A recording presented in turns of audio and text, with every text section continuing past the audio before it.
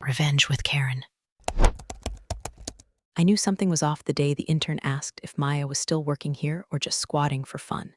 I laughed at first because it's Maya, right? Quiet as a church mouse on Sunday morning, always sipping that same off-brand chamomile like it's a religion. But then I glanced at her cubicle. Tower of manila folders like a paper fortress. Printer blinking low toner like it was crying for help. And her, just calmly feeding the tray. Page after page. Not frantic, not rushed, just methodical. Like she was building something, or sealing something in. Maya's been in that back corner of finance for as long as I've been eating cafeteria chicken on Thursdays. She never complained, never overshared on Slack, didn't gossip or join the group chats where people moan about expense reports or HR's latest mental wellness bingo. She was just there, buried in documentation prep, whispering to herself in spreadsheet formulas and scanned dates. People joked she was part of the building. Hell, some said the printer was her emotional support animal. What no one asked was why she printed so much, or why every folder she handed in was cross-referenced, color-tabbed, and bound tighter than legal's NDA vault. And no, this isn't another found a burner phone behind the break room microwave story. Won't hear about secret affairs or bathroom blow-ups here. This is the quiet kind of fuse, the kind that hums behind the drywall, gathering heat. So hey, before we go further, quick favor. If you're into stories where the underdog doesn't bark but documents everything, hit that like and subscribe. It keeps the printer toner flowing over here and lets us keep digging up stories HR would rather bury. Anyway, Maya, only time she looked up from her desk was to fix the shared copier. IT never touched it. Facilities didn't bother. But if a tray jammed, Maya had a hairpin, a paperclip, and exactly the right curse words in a whisper tone to get it running again. No one trained her on that. She just watched, listened, learned. It was eerie how good she was at patterns. You'd think someone that precise would have been promoted. But she wasn't flashy. Never asked for more, never networked. People like Liz, the new HR manager, saw that as weakness. Liz came in all neon blazers and buzzwords, throwing around words like streamline and optics like they were grenades. And Maya, she just nodded, took notes, printed more. Every week, a new stack of folders got dropped into internal review. Maya's job was technically audit prep, which most people assumed meant reformatting PDF invoices and making binders. But every so often, she flagged something weird.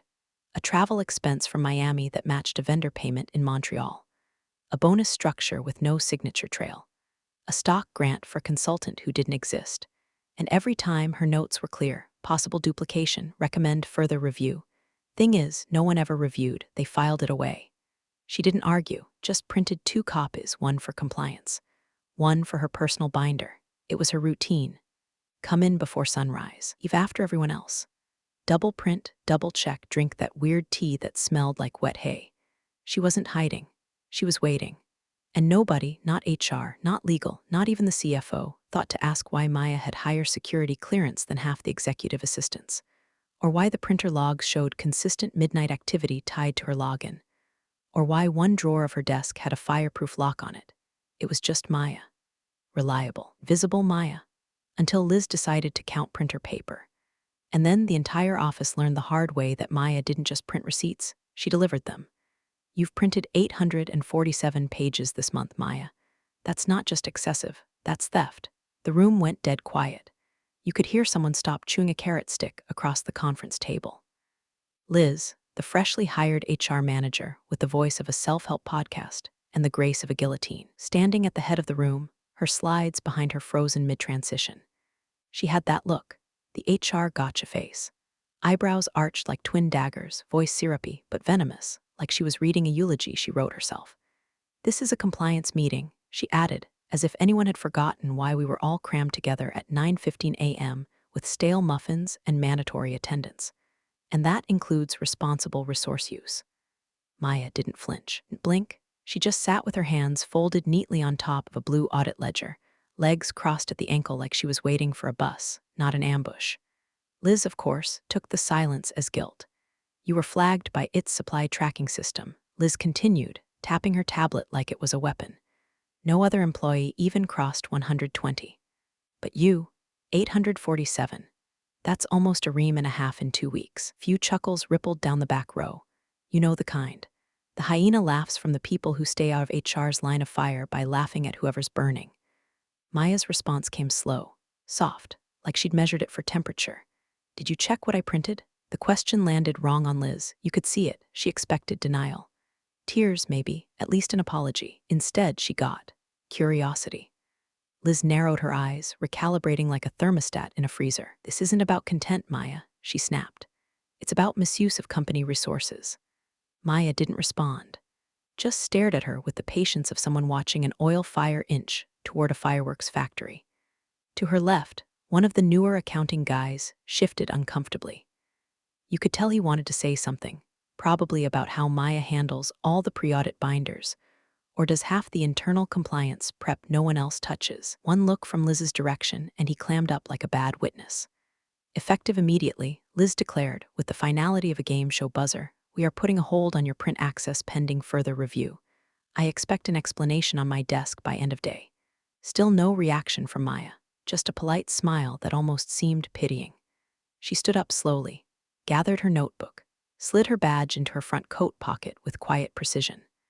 Then she said it, words I now realize should have set off alarms. "I won't be printing anything else today. Not I'm sorry, not I didn't know, just that sentence." Calm, cold, like the end of a chess match. Liz, clearly not used to losing, tried to recover. "This isn't personal, Maya, it's policy. Maybe if you focused more on collaboration instead of hiding behind paperwork." Maya stopped walking, turned just enough to let her voice carry across the room. "I wasn't hiding," she said. Eyes level with Liz, "I was documenting." And then she walked out. Not stormed, not fled, walked like a surgeon finishing a shift. Nobody spoke, not for a long moment. Then Liz, clearly rattled, forced a weak chuckle and muttered, "God, she's dramatic." But you could feel it. Something was off. Maya didn't act like someone who got caught. She acted like someone who finished something. And that's when the questions started. Quietly in corners and chat threads. What the hell was Maya printing? Why the hell did she sound so calm? And why did Liz, who'd been here 3 weeks, just fire the one person who actually knew how all our money moved? The printer wasn't the story, not yet. But Maya. Maya had just struck the first match. Liz didn't even give her 5 minutes. Barely an hour after the meeting, she marched into the finance wing with that same air of performative authority, clipboard clutched like a courtroom subpoena, bills hitting the tile like Judgment Day. The interns scattered. Even Tom from payroll looked up from his third microwave quesadilla of the morning. "Maya," she announced like she was auditioning for a true crime documentary. "Per compliance protocol, I need your badge now." Maya didn't look surprised. She closed the spreadsheet she'd been reviewing, cell formulas mid-calculation, and stood up with the grace of someone exiting a yoga class, not a firing squad. No questions, no panic, just a slow motion that said, "Finally." She removed her lanyard with one hand and reached under her desk with the other. Out came a matte black envelope, thick, sealed, and labeled in her meticulous handwriting. "Print Audit, March to August." It had a green courier slip stapled to the back with a barcode and a pre-printed delivery address. Maya walked past Liz without breaking eye contact. No drama, no explanation. "What's this?" Liz called after her, squinting at the label. "You said you wanted an explanation on your desk." Maya replied without stopping. "You'll find it in there." And then she did something that made every neck in the finance department crane like meerkats at a lion sighting. She walked straight down the corridor, past IT, past legal, past facilities, and paused at the janitor's closet where Jerry, the building's longest surviving facilities guy, was wrestling with a vacuum hose and humming to Fleetwood Mac. Maya smiled. "Hey, Jerry," he looked up. "Mornin', Maya. I just wanted to say thank you for always fixing the printer tray. Even when I jammed it with 67-page binders on a Friday night." Jerry laughed. "You always knew how to treat that machine gentle. Unlike Kevin from marketing. That guy punches the toner slot like it owes him money." Maya chuckled. "You might want to log off early today. Home, take a long lunch." Jerry raised an eyebrow. "Why?" She just smiled. "Trust me." With that, she walked out. By the time Liz got back to her desk, the black envelope was waiting, centered, sealed, silent, like a package from Karma herself. She frowned at the label. "Print Audit, March to August." She flipped it over. That green courier slip caught her eye. She read the destination once, then again. Her mouth moved with the words. "SEC Regional Enforcement Office." She blinked, then grabbed her phone. "Rob," she barked into the receiver. "I need someone from legal. Now." But it was already too late. Somewhere across town, a courier had just picked up an identical envelope from Maya's apartment mail drop, time-stamped, chain of custody logged, in transit. Back in the office, Liz stared at the envelope like it had started ticking. She hadn't just fired a quiet paper pusher. She'd fired the witness. The envelope was heavier than it looked. Liz sliced it open with a letter opener shaped like a flamingo, some desk-warming gift from a past job she wouldn't shut up about, and pulled out a stack of printed reports so thick they sighed when they hit the desk. The first page was a cover sheet. Clean, professional. Internal print log summary, March-August. Below that, a table of contents, 42 items, each one titled like an obituary for corporate ethics. She flipped to the first section, still wearing that HR smirk, the one that says I went to grad school for this. Page 1 was benign enough. Vendor disbursement audit, travel reimbursement crosscheck. But then she saw it. 2 payments, same vendor ID, same date, different bank accounts. She blinked. Page 2. Same pattern. Page 3. A side-by-side export of timestamp logs from a travel submission portal. Metadata showed it was submitted at 2:14 p.m., but the security system log showed the employee wasn't even in the building that day. And there, at the bottom of the page, a note in red ink, manual override of timestamp, see system admin credentials attached. Liz sat back in her chair, heartbeat climbing the rungs of her throat like a panic-struck animal. She pulled the next section. Payroll adjustment overrides. Q2 more discrepancies. Executives receiving quarterly bonuses twice, with identical memo lines but different transaction IDs. Maya had cross-referenced manual inputs made through a shadow admin panel, one most of the finance team didn't even know existed. Page after page, the noose tightened. None of it was accusation. It was all evidence, clear, meticulous, annotated in Maya's perfect handwriting. Then came the stock grants. That's when Liz stopped breathing. An allocation listed was issued to a name she didn't recognize. No hire form, no HR record. But the clearance signature, right there, in blue ink, hers, Liz's, she checked it again. The date was from her second week on the job, but she didn't remember signing this, or did she? She'd been pushing through onboarding paperwork like a madwoman. Maybe she missed a line, a header, a forged form the office suddenly felt too bright, the air too thin. She grabbed her phone and speed-dialed legal. Hello, a bored voice answered. This is Liz. I need you in my office. Now, it's urgent. What's it about? She hesitated. Potential audit exposure. Silence. Then a cold, clipped reply. We'll be right there. Within minutes, legal was in the room. They barely made it past the first 5 pages before they were calling the CFO. He was at lunch with a private equity guy who always wore sunglasses indoors. Hadn't even gotten to his entree when he got the text. He left his plate mid-bite and was back in the building before the sauce cooled. When he saw the document spread across Liz's desk, his jaw locked so tight you could hear it grind. These weren't just printed, he muttered. These were prepared. Liz, now visibly sweating, tried to regain footing. We didn't know she was compiling this. Legal cut her off. That's not a defense. That's a confession. CFO picked up a report and read a note Maya had added in the footer. Multiple violations unaddressed as of last quarterly filing. Prepared for voluntary disclosure. Voluntary, not internal. Liz suddenly understood. This wasn't an employee making a fuss. This wasn't a personal vendetta. Maya hadn't printed 847 pages to save herself. She printed them to bury the company.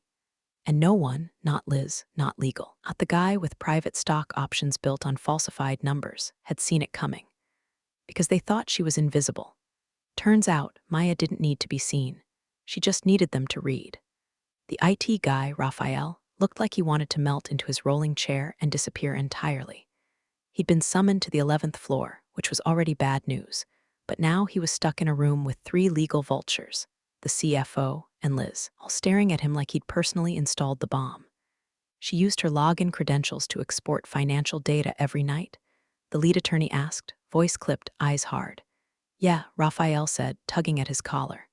Between 2:03 and 2:18 a.m. every night like clockwork.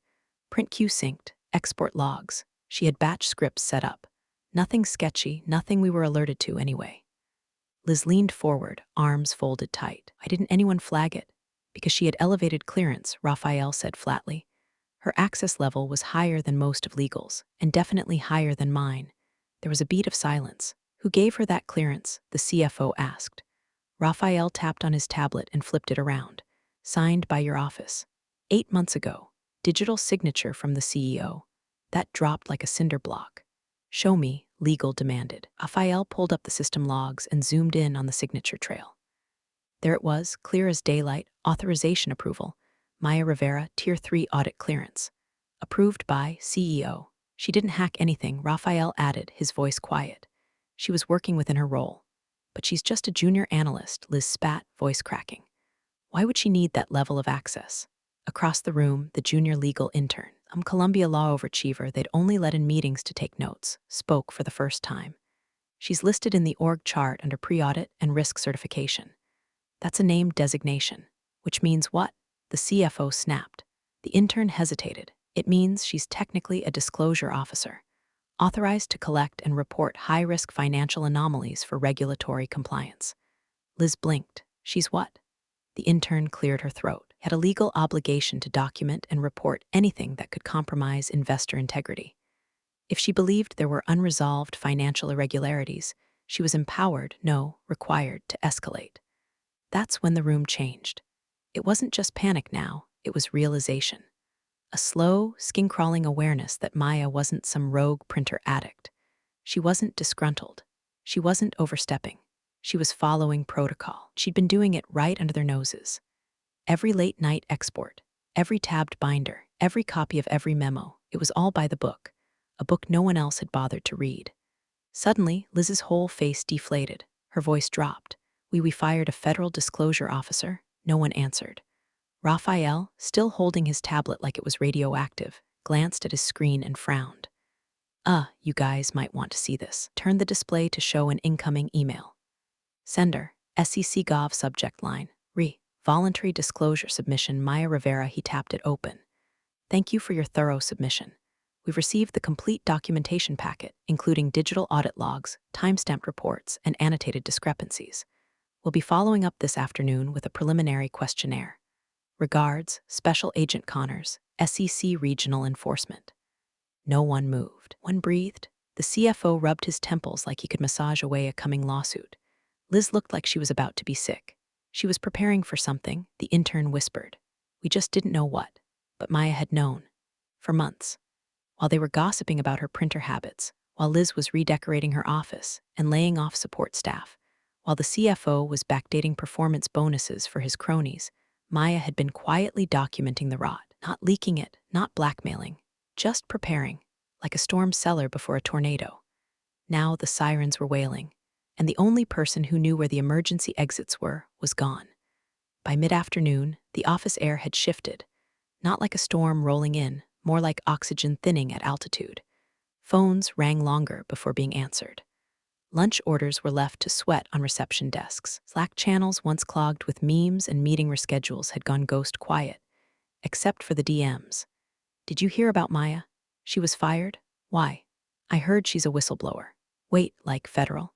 By 2:00 p.m., a private Slack thread titled #Printergate had over 50 members.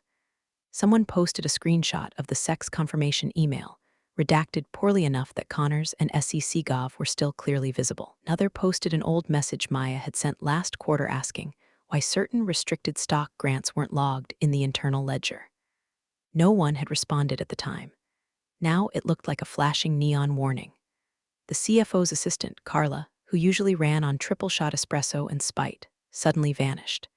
Her calendar, once a sea of back-to-back meetings, was wiped clean except for one vague entry, out medical. No details. Just gone. Desk lamp was still on. Her mouse still had the faint warmth of a recent click. Someone from legal whispered to someone in payroll. A memo was quietly issued. Freeze all pending equity disbursements. No explanation. Just a cold pause on everything shiny. By 2:45, the head of compliance was in a private call with outside counsel. We know because the door was closed, and for the first time in years, he pulled the blinds. Total eclipse mode. Liz, still trying to salvage her spine, paced in the corridor outside IT like a ghost on hold. She kept demanding access reinstatement to Maya's files. IT just shook their heads. Her credentials were wiped, Raphael explained again. The second you disabled her badge, her digital footprint was sealed and archived. Sealed where? Liz snapped. Internal vault. Air-gapped. It's locked behind compliance encryption protocols, he replied, not even trying to soften the blow. He had a disclosure designation. Standard protocol triggers once access is revoked. We don't touch it. Legal doesn't touch it. Only the recipient agency can unlock it. Liz looked like someone who just discovered the iceberg had a basement. Across the floor, someone printed out Maya's resignation letter. It had been scheduled to auto-send that afternoon. Clean, one page, no drama, no bitterness, just a sentence near the end that landed like a sledgehammer. I trust the enclosed documentation fulfills my final duty as designated officer. She didn't threaten. She didn't accuse. She completed. That's what terrified them. She hadn't demanded anything. Hadn't warned anyone. No calls to HR. No late-night emails. Just months of quiet data gathering and then silence. And now that silence was deafening. Because silence meant Maya was still out there. Knowledge, with receipts, with motive unknown. Was she seeking justice? Revenge? Immunity? No one knew, and that made her dangerous. By 3:15, legal was in full scramble mode. Documents were being printed like the floor was on fire. Emails were flagged for deletion. Conversations happened only behind closed doors or in hallway whispers. Someone tried to locate Maya's personal laptop through IT. We're told it had been powered down remotely and couldn't be pinged. She was a digital ghost now. No traceable IPs, no logins, no online footprint, just the 847 pages, the ones Liz had mocked, the ones now sitting in a FedEx lockbox somewhere between their office and the SEC's front door. This wasn't a mutiny. It was an execution. And Maya hadn't pulled the trigger. She just built the gallows, printed the blueprints, quietly left the door unlocked. The file finally surfaced late in the day. Tucked away in a forgotten SharePoint folder misnamed Q1 Backup, MISC HR. A compliance associate, Marcia, who'd aged 5 years in 5 hours, found it while digging through old onboarding records like a prospector looking for a nugget that might save them from indictment. It was Maya's original hiring packet. Resume was unremarkable at first glance. A forensic accounting degree from a second-tier school, a stint in municipal records, 3 years at an NGO no one had ever heard of. But stapled to the back of her offer letter was a one-page addendum signed by the CEO and someone from regulatory affairs, long since laid off. In dry legalese, it outlined a secondary designation. Employee is to be classified as named disclosure officer, NDO per compliance policy subsection 3.7. NDO may operate independently to collect, document, and report discrepancies in financial governance as required under federal voluntary disclosure guidelines. Below that, a signature. The CEO's, stamped, dated 8 months prior. And just like that, the dominoes weren't just falling, they were collapsing. She hadn't overstepped, hadn't printed anything she wasn't allowed to. She was mandated to. Marcia took the paper to legal. Within 30 seconds, 4 department heads were in the war room, staring at the document like it had fangs. Liz was called in. She looked like a peeled onion by then, pale, slick with sweat, layers of her authority stripped back by the hour. The chief legal officer read the addendum twice, each time slower than the last. She was covered, he muttered. Every report, every download, every printed page, it was within scope. Liz's voice cracked. We fired her, in front of the entire department. For printer usage, the room was silent. Then the intern, yes, the same intern from earlier, let it slip. We just fired a federal informant. Everyone turned to look at her. She shrugged helplessly. That's what she was, right? An NDO is effectively a sanctioned whistleblower. The moment she triggered the disclosure protocol, it was operating under federal protection. More silence, heavy, terrible. The CFO dropped into a chair like gravity had doubled. We're done. He wasn't wrong. Because if Maya was acting under compliance protection, and that had been signed off by the CEO, it meant everything she'd submitted to the SEC was now legally insulated. Chain of custody, audit logs, clearance authority, all intact. And then Marcia, poor sweet Marcia, pulled out a final page. It was the last sheet in Maya's printing queue. Plain white paper. No fancy formatting. Just centered, bold text at the top. Voluntary Disclosure Form 8K Addendum. Underneath, typed cleanly, this document accompanies previously submitted evidence regarding executive compensation discrepancies, unreported equity allocations, and timestamp manipulation. I certify this submission is accurate and complete to the best of my knowledge. Signed, Maya Rivera. And D.O., the room didn't breathe. No one had to say it, but the truth was nuclear. They hadn't just embarrassed themselves. They'd interfered with a protected disclosure. And now the SEC was coming, already had the files, already sent a response, probably already en route. Outside the room, the usual late afternoon buzz had turned funereal. People packed up early with strange, hushed energy, like passengers trying not to make eye contact with the captain while the ship listed sideways. Liz tried one last Hail Mary. Can we argue she misrepresented herself? But the legal officer was already shaking his head. No, her title wasn't for public display. Disclosure officers operate in the background, that's the point. He tapped the document once, gently, like it might explode. She was never invisible, he said. She was embedded. At exactly 3:45 p.m., Raphael from IT looked up from his screen and said, to no one in particular, you guys are going to want to see this. He spun his monitor around.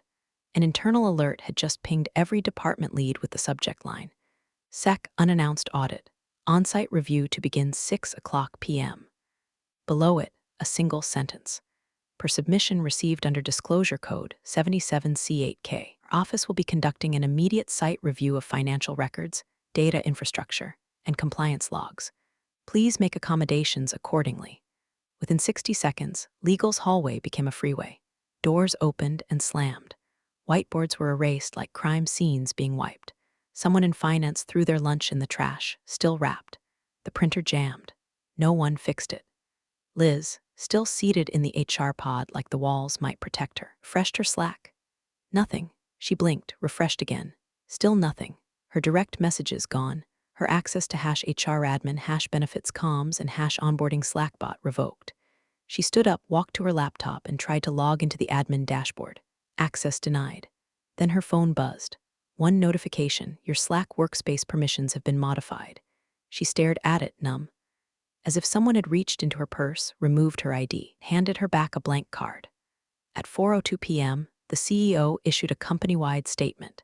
In light of recent developments, we are cooperating fully with regulatory agencies to ensure our commitment to transparency and compliance.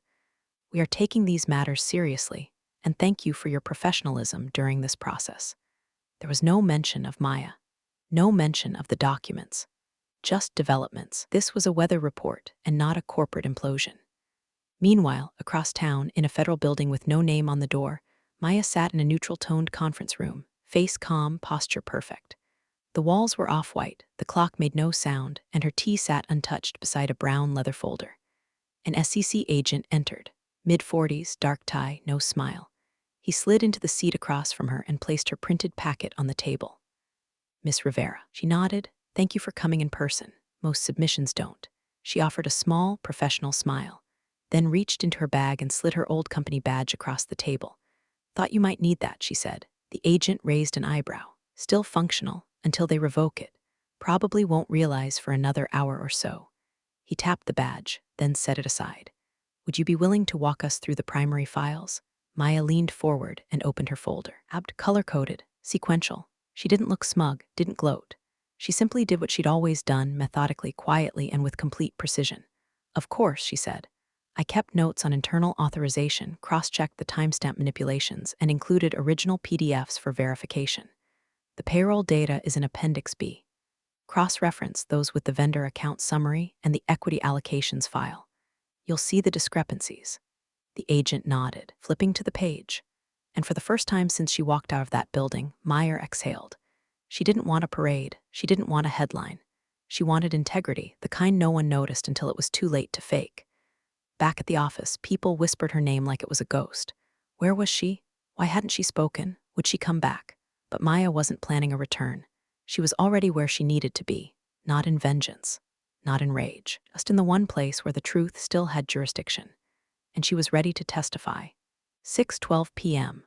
The elevator dinged, and the air changed like someone had just cracked open a pressure seal. 2 SEC agents stepped out, one in a dark suit holding a rolling briefcase, the other with a slim tablet already awake in his hand. They didn't introduce themselves beyond badges and first names. They didn't ask where to sit. They told the receptionist where the staging area would be. Within 5 minutes, they were unpacked in conference room C, where, just this morning, someone was leading a mandatory wellness workshop on the benefits of posture-correcting chairs. Now the only thing being corrected was the company's lifespan. Legal arrived first. The general counsel looked like he'd been sucking air out of a balloon all afternoon, puffed, pale, wide-eyed. SEC lead agent greeted him with a neutral nod and tapped his screen. "Let's begin with an adjusted stock issuance dated April 14th, he said calmly. Issued to a Miss Whitney Carson. The room flinched. Whitney was the CEO's daughter.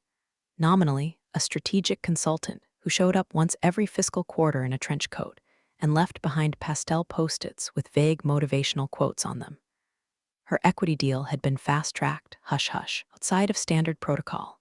And now it was page 1. The SEC agent continued, scrolling without looking up. This record reflects a bypass of standard approvals. However, we found one clearance signature on the internal HR form. It's dated 2 days after Miss Carson was onboarded. He tapped again. The screen rotated to show a scan form. At the bottom, a digital signature. Liz Brenner, Director, Human Resources. Blood drained from Liz's face so fast she looked embalmed. I didn't authorize that, she croaked. I signed 30 onboarding forms that day. I didn't. But the agent wasn't listening. He was reading aloud from his screen again. This form was accompanied by an internal email with metadata showing timestamp edits.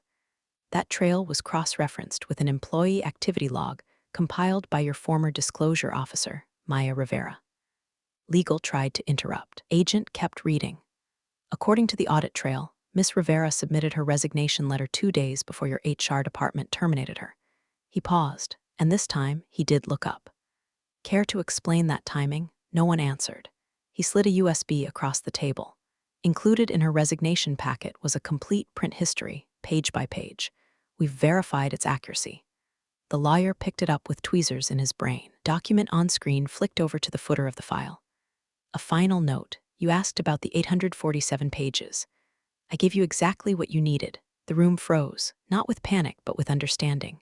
The printer hadn't been the crime, it was the trigger. A quiet little blinking box in the corner of the finance wing that had for months been spitting out evidence. Not for backup, not for records, for war. No one spoke. Not the CEO, who had arrived moments earlier and now stood silently behind his attorney, face the color of printer paper.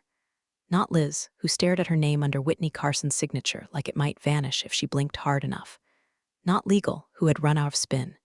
Because the damage was already done. The documents were sealed. The audit had begun. The packet had landed, and Maya, she wasn't coming back. She'd been dismissed for printing paper. But really, she'd printed consequences. Now the paper was gone, but the silence she left behind, that would echo for years.